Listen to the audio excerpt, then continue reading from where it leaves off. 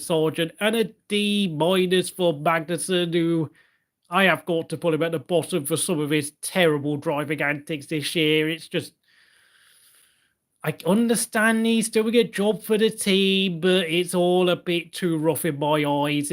I'm not very impressed, if I'm going to be honest. Even as a Magnussen fan, he is now beginning to look very long in the teeth. Yeah, of course, occasionally he does show his pace, but his general consistency is not there. His racecraft is not good enough. I mean, of course, I know he really was out there trying to get those points for Hulkenberg in both in Saudi and, of course, Miami.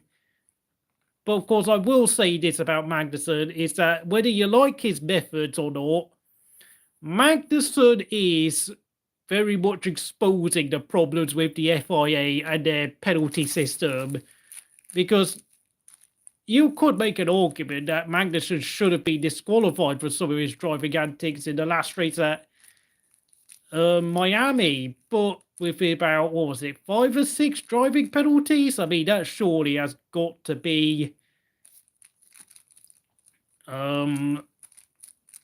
some sort of disqualification at this point, but there is nowhere written within the regulations that Magnussen should be disqualified. And of course, we have to, I mean, funnily enough, with Hulkenberg leaving Haas at the end of this year, I mean, surely he actually has a lifeline in terms of being able to stay in F1 for next year, even though I don't really think he deserves it whatsoever.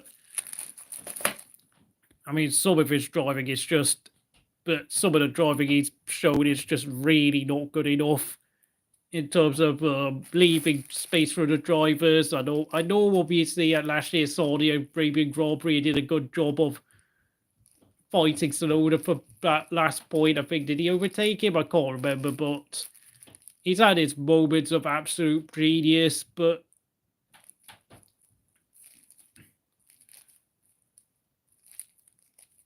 I'm trying to think, why would anyone, but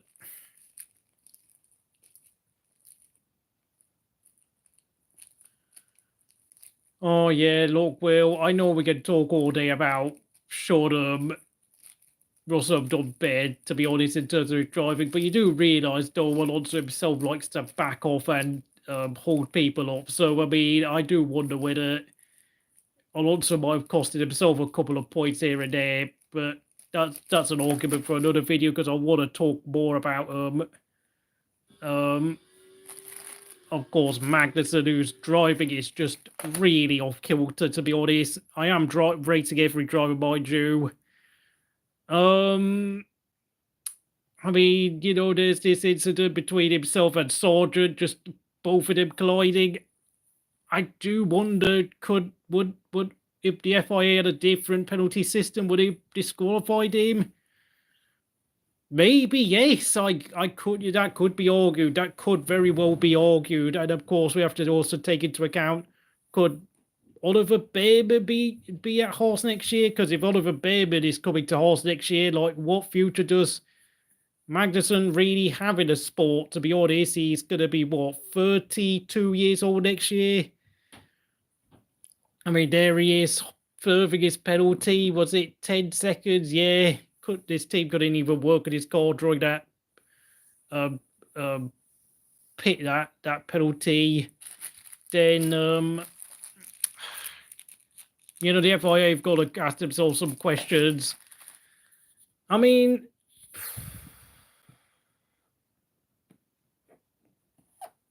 the problem is, though, who could Haas take on if Magnussen does get kicked out? Could it be Saint Maloney? Could it be Tel Porcher? You have to realise, like, Haas are not a team that likes to take rookies on, by the way. They would rather take on an older, more experienced driver like a Nico Hulkenberg. So, you know, as much as it is probably annoying to say this, Magnussen could actually save in F1 next year, even though his driving leaves a lot to be desired. And I say that as a Kevin Magnussen fan, because even at this point, I am baffled by some of his antics at times. He's a nice bloke, but he really does need to sharpen up at times. Albon has been dire, yeah, I absolutely agree. I also like Albon, but